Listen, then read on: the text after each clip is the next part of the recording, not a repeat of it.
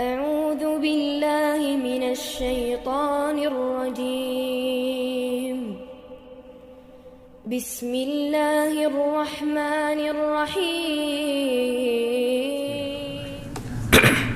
السلام عليكم ورحمة الله وبركاته.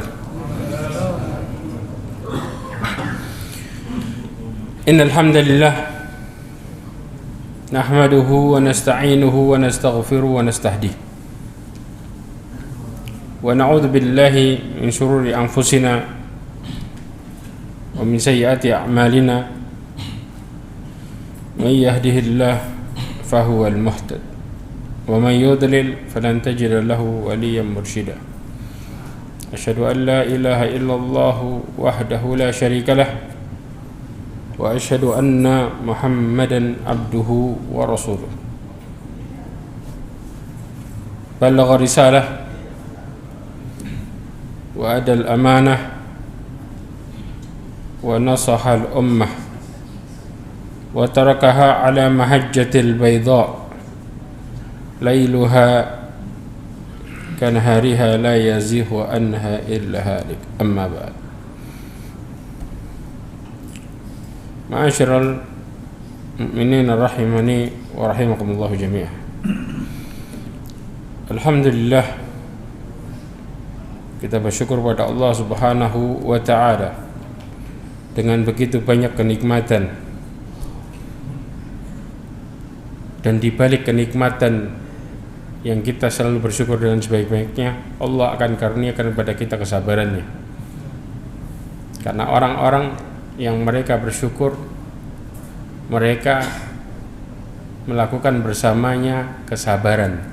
Sebagaimana Rasulullah SAW mengatakan dalam hadisnya, ajaban li amri mu'min fa inna amrahu kullahu khair wa laysa dzalika illa lil mu'min. Rasulullah ketika berbicara tentang perkara orang mukmin, kata Rasulullah, ajaib perkara orang mukmin, karena semua perkaranya baik. Kenapa? Hidup mereka dilandasi dua perkara, wa laysa dzalika illa lil mu'min, dan tidak akan pernah terjadi kecuali bagi orang mukmin. In asabathu sarra syakar fa kanat khairullah. Ketika mereka ditimpa kebahagiaan, mereka bersyukur, maka itu lebih baik baginya. Wa in asabathu dharra, ketika ditimpa kesusahan, mereka bersabar, maka itu lebih baik baginya. Salawat serta salam kepada Nabi Muhammad sallallahu alaihi wasallam, khairul anbiya'i wal mursalin, sebaik-baik nabi dan sebaik-baik rasul. Ma'asyiral mu'minin rahimani wa rahimakumullah. Perhatikan baik-baik cara seseorang untuk menghindari dari kezaliman lisannya yang menyebabkan saudaranya tersakiti adalah dengan mereka mengandalkan dirinya dengan sabar. Rasulullah sallallahu alaihi wasallam bercerita tentang hak mukmin dengan mukmin yang lainnya. Rasulullah SAW mengatakan di dalam hadisnya, dan ini dinukil oleh Al-Imam Dhahabi yang diriwayatkan oleh Imam Muslim dari Abu Hurairah radhiyallahu anhu, qala Rasulullah SAW, la tahasadu wa la tanajashu wa la tabaghadu wa la tadabaru wa la bai'a ba'dukum ala bai'i ba'd wa kunu ibadallahi ikhwana. Al-muslim akhul muslim, la yadlimuhu wa la yakhdhuluhu wa la yaghdibuhu wa la yahkiruhu.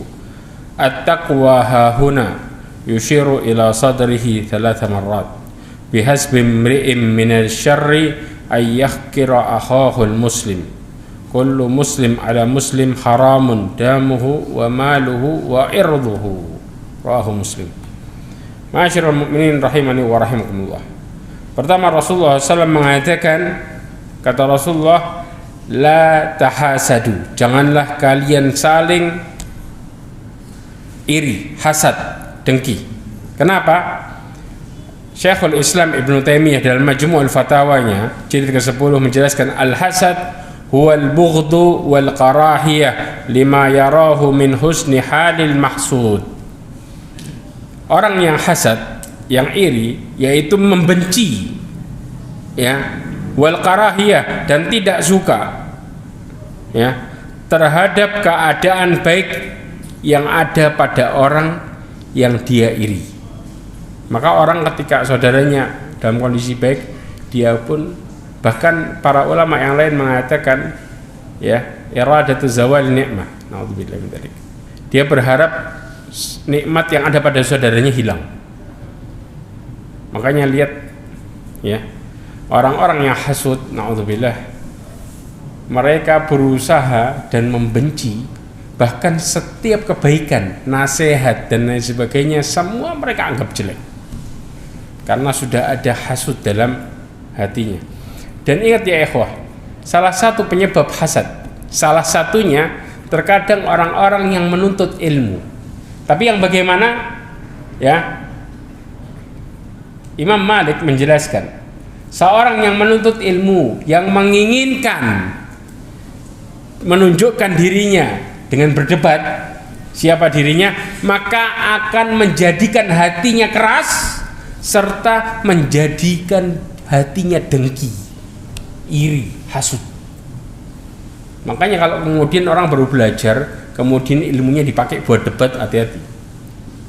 Maka ketika dia kalah, dia bukannya tambah kemudian kurang introspeksi diri, bisa jadi dia malah melihat orang-orang yang kemudian lebih ilmunya daripada dia akan merasa iri dan merasa benci terhadap segala sesuatunya. Padahal ketika itu dia berbicara tentang masalah hak, maka ilmunya akan berbalik kepada dirinya, menjadi malapetaka. Makanya kita seharusnya berhati-hati dalam belajar. Jangan sampai di fase pertama yang membuat seseorang menjadi sombong. Karena Syekh Abu Bakar Abu Zaid menjelaskan di dalam kitabnya Hilyatut Thalibul Ilm, berbicara tentang masalah apa? Orang yang menuntut ilmu ada 3 fase. Fase sombong, fase tawadhu, dan fase merasa bodoh. Anda bisa bayangin? Ya. Kalau yang di awal ini yang bahaya. Kalau di awal dia kemudian tiba-tiba dengan fase sombongnya dan berhenti, naudzubillah min dzalik, maka jadi bumerang buat dia perkara ini. Makanya orang yang pertama-tama nuntut ilmu biasanya lebih galak. Galaknya luar biasa, sikat sana sikat sini. Tapi begitu mulai nuntut lebih dalam lagi, mulai tawadhu dia. Mulai lebih dalam lagi, mulai ternyata dia nggak tahu apa-apa dan ilmu itu luas, baru tahu dia. Ma'asyiral mu'minin rahimani wa rahimakumullah. Kemudian juga wala tabaghadu. Ya, yaitu yang menjadikan sebab-sebab orang benci, munculnya kebencian, dan ini tidak diperbolehkan. Rasulullah SAW mengatakan wala tabaghadu wala tadabaru. Nah, saling memboikot, membelakangi, ya, saling mendiamkan. Ya, kadang-kadang orang-orang yang mendiamkan ini mereka pakai berdalil apa? Hajar. Ya ikhwah, dalam perkara hajar, ya, atau dalam perkara ketika kita kritik saudara kita, ketika kita berusaha menasihati, kalau tidak bisa, maka kemudian kita berusaha diamkan untuk kebaikannya dia. Kalau tidak membawa manfaat, malah membawa kepada kemadaratan, maka kita harus berhenti dari perkara itu, tidak meneruskannya, karena yang jadi permasalahan, ya. Makanya kemudian Al-Imam Syekhul Islam Ibnu Taimiyah mengatakan innamal labibu, sesungguhnya orang-orang yang cerdas, ya, apabila mereka terkena 2 penyakit, mereka dihadapkan dengan 2 kemadaratan dawal akhtara, ya, yaitu mengobati yang lebih parah dahulu. Makanya kita harus menimbang ketika ada 2 perkara antara maslahat dan mafsadat. Ketika mafsadat lebih besar, maka kita harus hindari perkara ini. Ya, daf'il madarrah aula min jalbil masalih, ini kaidahnya, yaitu menjauhi kemadaratan itu lebih utama daripada mengambil manfaat. Ini sebuah kaidah dalam kitab bermuamalah, ya ikhwah. Kemudian Rasulullah SAW juga mengatakan tentang masalah at-tadabaru di sini, la yahillu lil muslim ay yahjura akhahu fawqa 3 layalin yaltaqiyan. Tidak halal, la yahillu, tidak halal, kata Rasulullah. Dari Abu Ayyub Al-Ansari hadis ini, tidak halal bagi seorang muslim memutuskan persahabatan dengan saudaranya lebih dari 3 malam mereka bertemu. Fa yu'ridu hadza wa yu'ridu hadza. Khairuhuma alladhi yabda'u bis salam. Lalu seorang berpaling dan yang lainnya juga berpaling. Kalau ditanya, dia duluan, yang situ dia kenapa kemudian tambah menjauhi? Perhatikan, saling menyalahkan.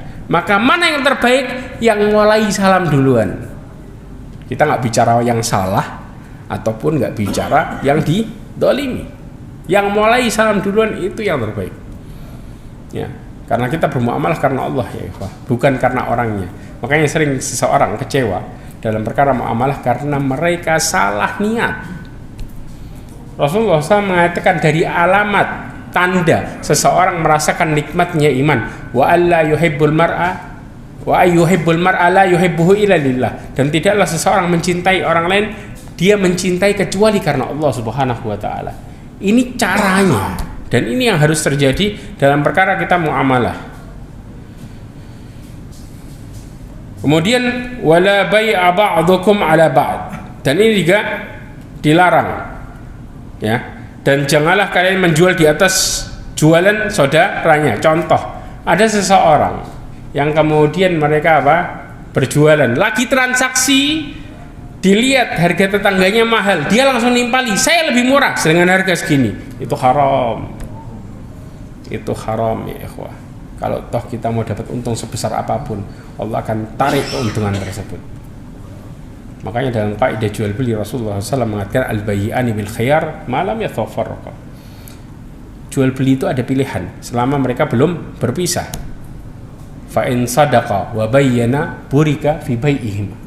Kalau mereka jujur dan jelas dalam jual beli, jujur dan jelas, maka kaidah di dalam kejujuran di sini kita menghindari sesuatu yang haram. Maka secara jelas Allah akan berkahi jual belinya. Wa in kadaba wa katama muhiqat fi bai'ihima. Kalau dia dusta dan disembunyikan sesuatu tersebut, maka Allah akan ambil keberkahannya. Paham ya ikhwah? Maka inilah kondisinya. Makanya seseorang yang dalam jual beli ada kecurangan, Rasulullah SAW mengatakan man ghassana falaysa minna. Barang siapa yang curang maka bukan termasuk dari golongan kami. Coba ya. Rasulullah mengatakan bukan termasuk dari golongan kami. Peringatan yang keras. Wa kunu ibadallahi akhwana, dan jadilah hamba Allah yang saling mencintai. Kaidah mencintai di sini, kaidahnya bagaimana kita saling mencintai kepada saudara kita. Perhatikan kaidahnya. Rasulullah SAW mengatakan dalam hadisnya dari Abi Hamzah ya, Anas ibn Malik radhiyallahu anhu. Hadis ini diriwayatkan oleh Bukhari dan Muslim dalam Sahihain, disebutkan la yu'minu ahadukum hatta yuhibba li akhihi ma yuhibba li nafsi. Itu kaidahnya. Ya, dan tidak akan pernah kalian beriman ya sampai kalian mencintai saudaranya sebagaimana kalian mencintai diri kalian. Artinya kalau kita ingin bermuamalah dengan orang, maka bermuamalah sesuai kita ingin dimuamalahi. Kita kalau kemudian senang orang memuliakan kita, maka muliakan saudara kita. Maka jangan sampai kemudian bermuamalah dengan cara yang salah, yaitu apa? Kepada orang sesuai cita-cita, kepada diri kita dengan cara memaklumi. Paham maksudnya? Contoh, kita kalau melihat orang harus jujur, maka kita pun bermuamalah kepada orang, ketika dia bohong kita pun marah. Tapi kepada diri sendiri berusaha memaklumi. Begitu kita dusta, nggak apa-apa, sekali-kali. Ini namanya muamalah sama orang pakai cita-cita, muamalah sama diri sendiri pakai apa? Memaklumi kesalahan diri sendiri. Ini nggak sesuai sebagaimana Rasulullah SAW mengatakan dalam hadisnya. Karena orang yang beriman kepada Allah, mereka akan memposisikan orang lain sebagaimana memposisikan diri sendiri. Ini yang dimaksud orang mukmin yang sebenarnya. Makanya dalam perkara kedzaliman, orang-orang yang tidak memakai cara ini, mereka akan mudah berbuat zalim sama saudaranya, terutama dengan perkara lisan. Ya, makanya kemudian Rasulullah SAW mengatakan, lalu bagaimana muslim dengan muslim? Ya, Rasulullah SAW mengatakan al-muslimu akhul muslim, seorang muslim saudara muslim. La yadlimuhu, pertama kali adalah seorang muslim yang tidak mendolimi saudaranya. Mendolimi dalam hal apa? Mendolimi dalam 3 perkara. Sebagaimana Rasulullah di akhir hadis ini, Rasulullah mengatakan kullu muslim ala muslim haram. Setiap muslim terhadap saudara muslim haram. Maluhu wa irduhu wa damuhu. Dari mulai harta, kehormatan, darahnya. Artinya kedzaliman terjadi mencakup 3 perkara ini. Ketika muslim dengan muslim, maka ini hukumnya haram. Bahkan Rasulullah Shallallahu Alaihi Wasallam menjelaskan, ya, ketika Rasulullah berbicara tentang masalah dosa riba, Rasulullah SAW mengatakan di dalam hadis yang diriwayatkan oleh Imam Hakim dan Imam Baihaqi dalam kitab Syu'abul Iman, ya, dan hadis ini disahihkan oleh Albani, dikatakan ar-riba thalathatun wa sab'una baba. Ya, riba itu ada 73 pintu dosa. Aisaraha mithlu ayyangkihar rajulu ummahu. Yang paling ringannya seperti seseorang yang menzinai ibunya sendiri. Kemudian wa inna arbar riba yang paling mengerikan, yang paling besar, irdur rajul muslim. Seseorang merusak kehormatan saudaranya, kehormatannya. Maka kalau kemudian kita, ya, menghancurkan kehormatan saudara kita, menuduh macam-macam, merusaknya dengan memfitnah, maka itu riba yang paling besar. Antum bisa bayangin, riba yang paling ringan aja seperti itu. Ya, seseorang menzinai ibunya sendiri, dan ada 73 pintu dosa. Yang pertama, yang paling gede adalah merusak kehormatan saudaranya sendiri. Bagaimana kalau dengan syatam? Bagaimana dengan menuduh? Bagaimana dengan menghina? Perkara yang masuk ke dalam perkara merusak kehormatan saudaranya, ya. Maka jangan pernah kita bermain-main dengan perkara ini. Kemudian yang berikutnya adalah wala yakhdhuluhu, dan tidak apa? Yakhdhuluh di sini adalah menelantarkan saudaranya. Menelantarkan di sini apabila seorang terdolimi, maka saudaranya berusaha untuk menolongnya. Bahkan Rasulullah SAW mengatakan tentang masalah ini. Rasulullah mengatakan dalam hadis yang diriwayatkan oleh Anas bin Malik dan diriwayatkan oleh Imam Bukhari, dalam sahihnya dikatakan unsur akhaka dhaliman aw madluman. Kata Rasulullah SAW, tolonglah saudaramu yang dolim atau yang terdolimi. Sahabat kaget dengan mengatakan, ya Rasulullah, ansuruhu idza kana madluman, aku akan menolongnya kalau dia terdolimi. Afara'aita idza kana zaliman kaifa ansuruhu, apakah engkau tidak melihat kalau kemudian dia yang mendolimi, bagaimana caraku menolong dia? Maka Rasulullah mengatakan tahjuzuhu au tamna'uhu minad-dun fa inna dzalika nasruhu. Ya, tahjuzuhu, engkau berusaha untuk menahannya, menghalanginya dan mencegahnya dari kedoliman. Itu cara orang nolong orang yang dolim. Makanya kita punya tanggung jawab kepada dua belah pihak, bukan cuma nolong orang yang tersakiti, tapi yang nyakitin kita juga harus nolong dengan cara menahan apa yang dilakukannya. Kalau kemudian kita berusaha menahan dan kita sudah tegakkan iqamatul hujjah, maka bari ad-dhimmah, maka di sini tanggung jawab kita selesai. Masalah bagaimana dia berubah atau tidak, kita serahkan kepada Allah Subhanahu wa taala. Karena hidayah itu di tangan Allah, dan kita tidak bisa menentukan seseorang pasti mendapatkan hidayah atau tidak. Karena Allah yang memiliki hidayah atau taufik berubah. Kita hanya sebagai irsyad, yaitu penasehat, bukan berubah. Kemudian wala yakdzibuhu, dan tidak berdusta kepada mereka, wala yahqiruhu, dan tidak merendahkan muslim yang lainnya. Ma'asyiral mu'minin rahimani wa rahimakumullah. Dalil yang berikutnya yang dinukil oleh Imam Adz-Dzahabi tentang bab mencela saudara adalah bab tentang permasalahan tetangga. Ada beberapa dalil-dalil yang ada. Di antaranya adalah Rasulullah mengatakan la yadkhul jannah man la ya'manu jaruhu bawa'iqah. La yadkhul jannah di sini bukan selamanya, sesaat, ya, mereka akan Allah masukkan ke dalam neraka, dan ini perkara peringatan yang sangat mengerikan. Ketika Rasulullah SAW mengancam perkara ini, artinya mereka akan dimasukkan ke dalam neraka dengan dosa besarnya tersebut. Masuk enggak terhadap orang-orang yang tanpa hisab? Enggak akan. Paham ya? Masuk nggak dengan orang-orang yang melewati sirat dengan mudah ketika mereka diancam dengan dosa-dosa ini dan mereka tidak bertobat? Hati-hati. Makanya kemudian Rasulullah mengatakan tidak akan masuk surga orang yang tetangganya tidak merasa aman dari gangguannya.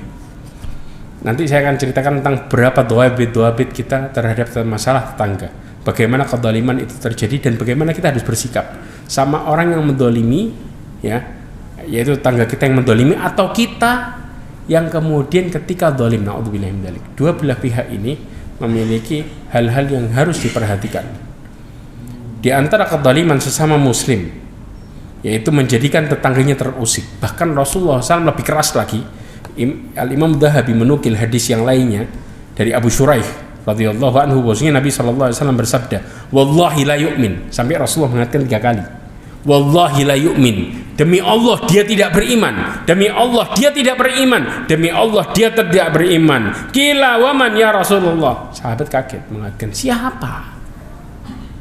Begitu kerasnya Rasulullah mengatakan perkara ini, maka Rasulullah mengatakan, "Qala alladziina la ya'man jarahu bawa'iqah." Mereka adalah tetangganya yang tidak merasa aman dari keburukannya. Tetangganya yang terdolimi. Tetangga terdolimi walaupun sesaat, ini sudah perkara dosa besar yang mengerikan. Bagaimana Rasulullah SAW bersikap terhadap orang-orang tetangga yang kemudian dolim model kayak gini. Ya. Sekarang bicara dulu tentang masalah yang dimaksud tetangga bagaimana.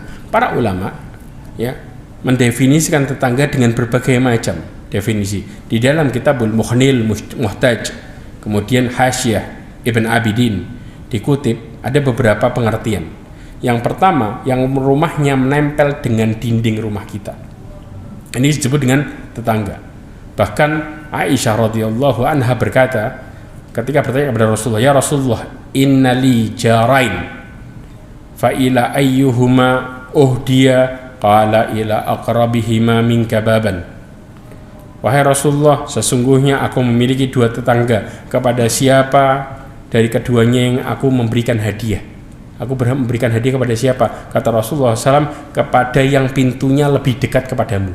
Pintunya.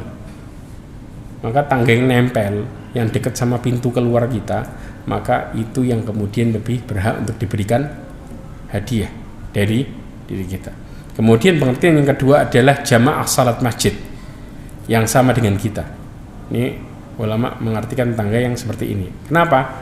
Artinya seorang muslim yang bersama dengan kita dalam perkara ketaatan. Ini disebut dengan tetangga. Ya. Yang ketiga, warga yang tinggal satu kampung. Itu juga disebut, ada yang mengatakan itu adalah tetangga. Bahkan yang lebih luas lagi, ada yang mengartikan warga satu kota. Itu tetangga satu kota. Bingung kita. Ya. Ambil dalilnya dari mana ini? Ini diambil dalil dari surat Al-Ahzab ayat 60. Allah Subhanahu wa taala menjelaskan, sungguh jika orang-orang munafik, orang yang berpenyakit dalam hatinya dan orang yang menyebarkan kabar bohong di Madinah tidak berhenti dari menyakitimu, niscaya kami perintahkan engkau untuk memerangi mereka. Kemudian mereka tidak menjadi tetanggamu di Madinah. Pengertian ketika Allah Subhanahu wa taala mengatakan tsumma la yujawirunaka fiha illa qalila. Mereka tidak menjadi tetanggamu di Madinah kecuali sebentar. Ini wajhud dalalahnya yang diambil oleh para ulama tentang masalah yang disebut dengan satu kota. Tapi ini terlalu luas. Ada yang kemudian mengatakan pengertian yang kelima adalah 40 rumah dari penjuru, depan, belakang, kanan, kiri. Itu tangga. 40 rumah. Kemudian ada yang juga mengatakan, nah ini pendapat yang paling kuat, yaitu kembali kepada budaya atau pandangan masyarakat umum yang disebut dengan urf. Ya. Masyarakat melihat urfnya bagaimana, maka itulah tetangga sesuai dengan pemahaman masyarakat. Maka di sini Ibnu Abidin mengatakan ajar urf malasik au may yaskunu fil mahlah. Ya, tetangga itu dalam pandangan budaya itu artinya rumah yang nempel atau sesuai dengan mahlah, yang satu mahlah. Mahlah di sini artinya kampung, berarti satu kampung sama kita, itu tetangga. Kemudian Al-Imam Mawardi mengartikan tetangga, wakila yurja'u fihi ilal urf wa huwa shawab illam yasihhul hadis. Dikatakan ada pendapat ulama yang menyatakan bahwa batas tetangga dikembalikan kepada pengertian masyarakat, dan inilah pendapat yang benar. Maka para ulama ada yang memilih pendapat rata-rata dengan kebanyakan pendapat ini, ya. Jika memang hadis batasan tangga itu tidak sahih, dalam kitab Al-Insaf. Ma'asyiral mukminin rahimani wa rahimakumullah. Kenapa? Karena hadis yang 40 rumah itu hadisnya dinilai dhaif oleh para ulama, terutama juga oleh Syekh Albani di dalam kitab Irwaul Ghalil. Yang dalil yang ketiga yang dinukil oleh Imam Dhahabi tentang masalah kedzaliman terhadap sesama muslim dalam masalah mencela adalah hadis man kana yu'minu billahi wal yaumil akhir fala yu'dhi jarahu. Rasulullah mengatakan barang siapa yang beriman kepada Allah dan hari kiamat maka jangan sakiti tetangganya. Menyakiti tetangga ini dosanya lebih besar dan lebih mengerikan dibanding dengan menyakiti orang biasa yang lain yang enggak punya hubungan tetangga. Ya. Kita kalau bicara skala prioritasnya saudara. Paham ya? Dari saudara kemudian tetangga, kemudian baru yang lainnya. Makanya kemudian Rasulullah SAW ketika ditanya dosa apa yang paling besar, perhatikan baik-baik. Abdullah bin Mas'ud radhiyallahu anhu bertanya kepada Rasulullah SAW, ayu dzambin a'dzam, dosa yang paling besar. Rasulullah mengatakan anta ja'ala lillahi niddan wa huwa khalaq. Engkau menjadikan Allah sebagai sekutu sedangkan Dia yang menciptakanmu. Satu. Kemudian bertanya lagi, qultu, maka aku mengatakan inna dzalika la'adzim, sesungguhnya itu sangat besar. Qultu tsumma ayu, kemudian aku bertanya lagi, kemudian apa? Kemudian wa antaqtulu waladaka khasyata ayat imam ab, engkau membunuh anakmu takut makan bareng sama kamu. Kemudian yang ketiga tanya lagi, tsumma ayu, kemudian apa? Antuzaniya halilata jari, engkau berzina dengan istri tetanggamu sendiri. Bisa bayangin? Itu Rasulullah SAW kategorikan 3 dosa yang paling mengerikan, ya. Menyekutukan Allah sedangkan Allah yang menciptakan kita, bunuh anak kita sendiri. Kita tahu ini perkara yang sangat mengerikan. Takut makan bareng sama kita, takut miskin. Terjadi nggak? Terjadi. Diaborsi, kenapa? Kalau nanti saya nggak bisa ngidupin gimana? Padahal Allah yang ngasih rezeki buat kita. Amin. Kemudian yang ketiga, berzina kepada tetangganya sendiri. Bahkan sampai Rasulullah SAW mengatakan dalam hadisnya yang lain yang diriwayatkan oleh Imam Ahmad dari Miqdad ibn Aswad, Rasulullah mengatakan li ayyazni ar-rajul bi asyratin niswah, seseorang apabila berzina dengan 10 wanita, aisara alaihi ma ayyazniya bimra'ati jarihi, dosanya lebih ringan daripada berzina sama istri tetangganya sendiri. Paham ya? Dosa berzina kepada istri tetangganya itu jauh lebih besar, berlipat ganda daripada berzina sama 10 wanita. Bayang ya?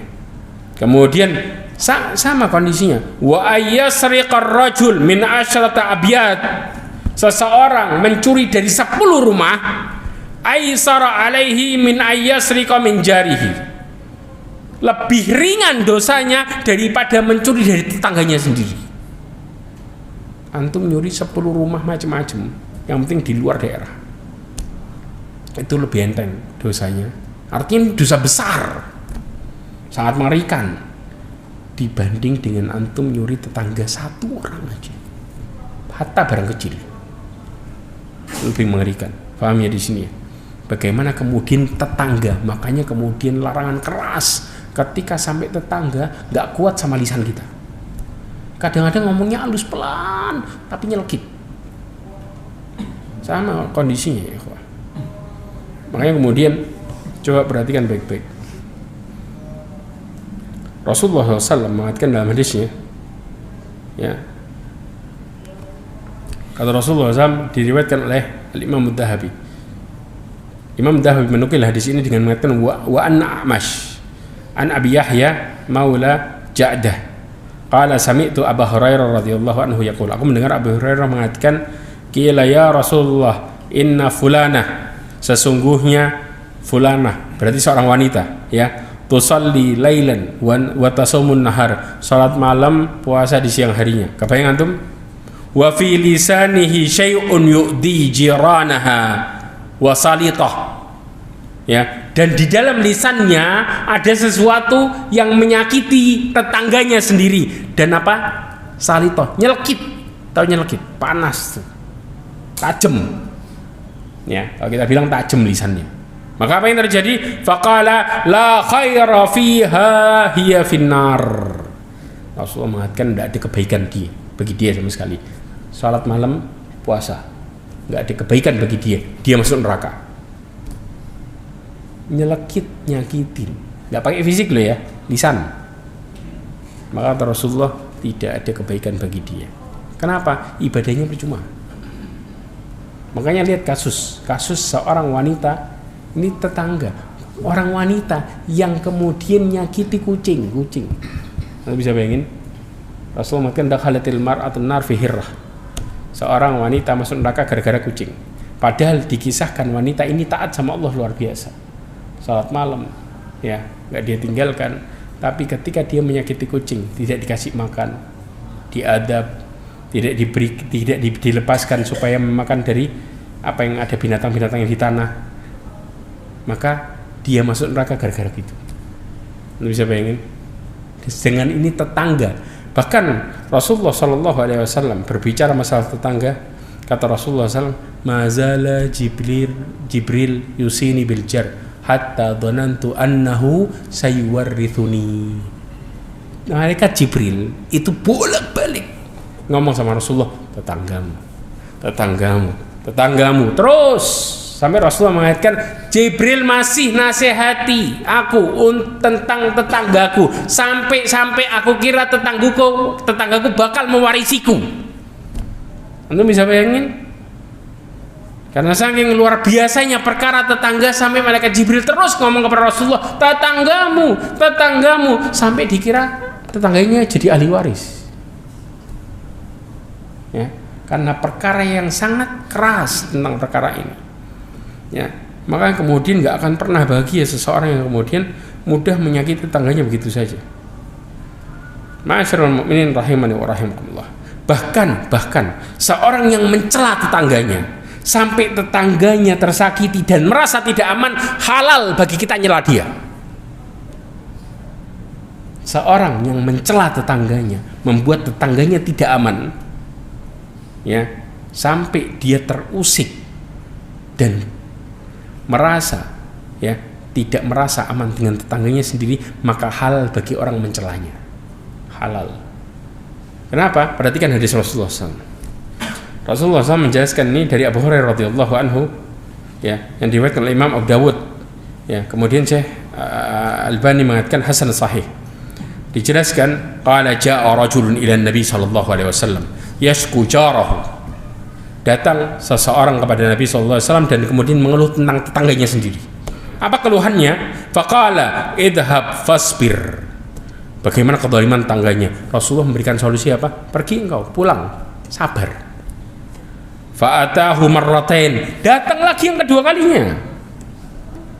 Paham ya? Ngeluh lagi. Kemudian authalithan, datang lagi yang ketiga kalinya. Rasulullah masih ngasih solusi apa? Datang lagi yang ketiga kalinya, ngeluh lagi. Maka kemudian faqala idhab fatrah mata'aka fit tariq. Kata Rasulullah, pulang kamu, keluarkan barangmu ke tengah jalan. Keluarin dari rumah, taruh di tengah jalan. Rasulullah cuma nyuruh itu. Kemudian apa? Fataraha mata'ahu fit tariq. Maka ditaruhlah barang-barang yang dikeluarin dari rumah, ditaruh di tengah jalan. Kira-kira jadi apa itu?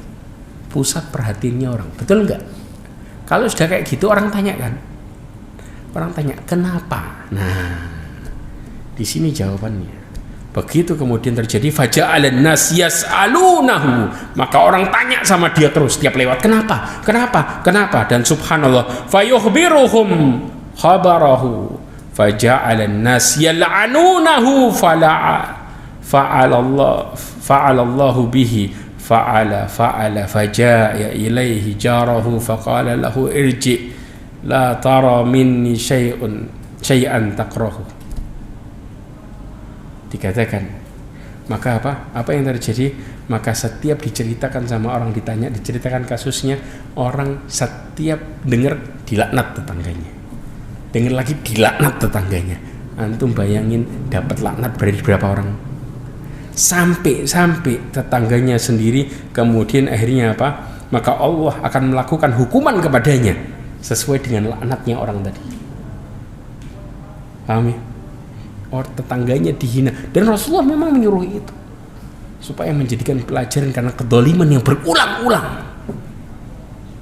Ya, maka di sini apa hasilnya? Kalau kemudian seseorang mendolimi tetangganya sampai orang terusik berulang kali dan gak kuat, maka celaan bagi mereka, bagi tetangga yang tadi, sampai akhirnya tetangganya tadi melihatnya, maka dia pun keluar mendatanginya dan keluar, kembalilah pulang. Engkau tidak akan melihat sesuatu yang engkau benci dariku. Taubat tetangganya. Kenapa? Setiap lewat orang dilaknat dia. Siapa yang tenang hidupnya? Dilaknat sama banyak orang. Dan Allah menghukumnya. Laknatnya nyampe. Karena dia pantas untuk dilaknat. Perhatikan ya, pantas untuk dilaknat. Jelas ya ikhwah? Oke. Perhatikan baik-baik. Barometer kebahagiaan dan kesengsaraan salah satunya terletak pada tetangga kita. Barometer kebahagiaan hidup dan kesengsaraan salah satunya terletak pada tetangga kita. Sebagaimana Rasulullah SAW mengatakan dalam hadisnya yang diriwayatkan oleh Imam Ibnu Hibban dan disahihkan oleh Albani dalam Sahih Targhib, dikatakan arba'un minas sa'adah, 4 hal yang termasuk kebahagiaan. Yang pertama adalah mar'atus salihah, jelas ini ya, istri yang salihah. Kemudian wal maskan wasi, tempat tinggal yang luas. Wal jaru saleh, tetangga yang saleh, yang baik, yang taat. Itu termasuk kebahagiaan. Makanya ada istilah al jaru qabla dar. Sebelum beli rumah lihat siapa tetangganya. Jangan langsung grek kalau nggak mau nyesal seumur hidup. Ya. Kemudian yang terakhir wal markabani, dan juga kendaraan atau tunggangan yang nyaman. 4. Sebaliknya wa arbaun minasyaqa, 4 hal termasuk apa? Kesengsaraan. Apa itu tadi? Yang pertama adalah al jarusu, tetangga yang buruk. Itu yang buat sengsara. Kemudian wal mar'atusu, istri yang buruk, ya. Wal markabusu, tunggangan atau kendaraan yang buruk. Wal maskanu dhayyik, dan rumah yang sempit. Ya, ini perkara yang buat kita susah. Ma'asyiral mu'minin rahimani wa rahimakumullah. Bahkan kalau ada sengketa di antara 2 orang, maka kelak yang sengketa yang dihisap pertama kali, perhatikan, sengketa yang dihisap pertama kali adalah masalah tetangga. Yang ditanya di hari kiamat, masalah kasus permasalahan 2 orang adalah pertama kali bicara masalah tetangga. Sebagaimana Rasulullah SAW mengatakan dari Uqbah ibn Amir radhiyallahu anhu, bahwasanya Nabi SAW mengatakan yang diriwayatkan oleh Imam Ahmad, awwalu khasmain yaumal qiyamah jaran. Ya, sengketa antara 2 orang pertama kali di hari kiamat yang diputuskan adalah masalah tetangga. Jelas? Yang berikutnya, tetangga merupakan tolak ukur, salah satu tolak ukur baik buruknya seseorang. Kita nih kalau tanya, ini orang baik atau orang buruk, tanya sama tangganya sendiri. Kenapa? Rasulullah SAW menjelaskan tentang perkara ini yang diriwayatkan oleh Imam Ahmad dan Ibnu Majah dan disahihkan oleh Albani dalam kitab Sahihul Jami', dikatakan idza qala jiranuka qad ahsanta faqad ahsanta. Kalau tetanggamu ngomong kamu baik, maka kamu baik, betul, sesuai. Apabila Pak, wa idza qalu innaka qad asa'ta faqad asa'ta. Kalau mereka ngomong sama tentang dirimu, kamu buruk, ya engkau buruk sebenarnya. Yang nilai siapa? Tetangganya, karena dempet ngerti. Jadi kadang-kadang ini kalau kita mau bicara tentang orang, ya, tentunya tangga yang baik, bukan tangga yang main fitnah, tangga yang jauh dari Allah, yang dekat sama Allah. Mereka akan jujur. Sebelah gimana? Oh, orangnya gini. Ngerti. Sebelah gimana? Karena apa? Karena tolak ukurnya, kalau mereka bermuamalah baik kepada tetangganya, maka itulah mukmin yang sebenarnya. Bukan kemudian dia egois mentingin dirinya sendiri. Yang penting saya taat dan selamat. Berapa banyak orang-orang yang kemudian yang penting saya taat dan selamat. Ternyata dia dolim sama saudaranya, masuk neraka. Dolim sama binatang, masuk neraka. Sedangkan mereka hubungannya sama Allah luar biasa. Bukan tolak ukur kalau kemudian kita buruk sama sesama manusia dan makhluk yang lainnya, ya ikhwah. Kemudian sabar terhadap kezaliman tetangga adalah keadaan yang paling Allah cintai di antara amal-amal saleh. Rasulullah SAW mengatakan dalam hadisnya yang diriwayatkan oleh Imam Ahmad dengan sanad yang sahih, ya, dikatakan thalathatun yuhibbuhumullah azza wa jal, rajulun ghaza fi sabilillah falaqiya al-aduwa mujahidan muhtasiban faqatala hatta qutila. Dikatakan 3 hal yang paling Allah cintai, paling Allah cintai. Yang pertama apa? Seseorang yang berjuang, berperang di jalan Allah Subhanahu wa taala, kemudian ketemu musuhnya, kemudian berjihad, ya, muhtasiban, ya. Orang ini berharap pahala dari Allah Subhanahu wa taala. Faqatala, maka dia berperang sampai terbunuh, sampai terbunuh. 1. 2. Warajulun lahu jarun yu'dhihi, dan dia seseorang punya tetangga yang nyakitin dia, nyakitin. Jelas? Kemudian fayasbir ala adahu, maka dia sabar sama cobaannya. Ya. Kemudian yahtasibuhu, maka dia berharap di balik kesabarannya karena Allah Subhanahu wa taala, berharap pahala dari Allah Subhanahu wa taala. Hatta yakfiyahullah iyahu bimautin. Sampai apa? Sampai kemudian Allah Subhanahu wa taala mencukupkan dia dengan meninggal ma'a qaumin fayasiruna hatta yashuqqu alaihi al-qara. Dikatakan apa? Sampai meninggal, serta paham ya di sini ya? Meninggal. Jadi dipisahinnya dengan apa? Kematian. Kalau enggak tetangganya yang mati, dianya yang meninggal. Jelas? Ini yang paling Allah cintai. Yang pertama bicara jihad sampai meninggal, ini bicara sabar sama tetangga sampai meninggal.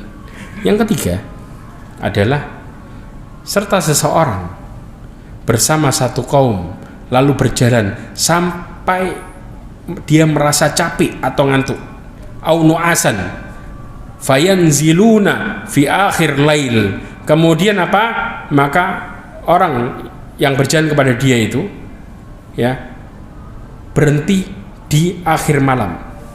Paham ya? Apa yang terjadi? Yang lainnya ngapain? Ngantuk, tidur, capek, tidur. Tapi apa? Fayaqumu ila wudu'ihi wa salatihi, maka kemudian dia bangkit berwudu dan sholat. Yang lainnya kecapean tidur, dia sholat sendirian. Itu Allah cintai 3 jenis orang ini. Maka bisa kebayang, gak gampang ini. Bicara tentang masalah seseorang berjihad sampai kemudian meninggal. Yang kedua, disakiti tetangganya, sabar sampai kapan? Sampai meninggal. Salah satunya. Jelas? Yang ketiga, jalan safar nih, semuanya capek, ketiduran, kita sendiri bangun malam.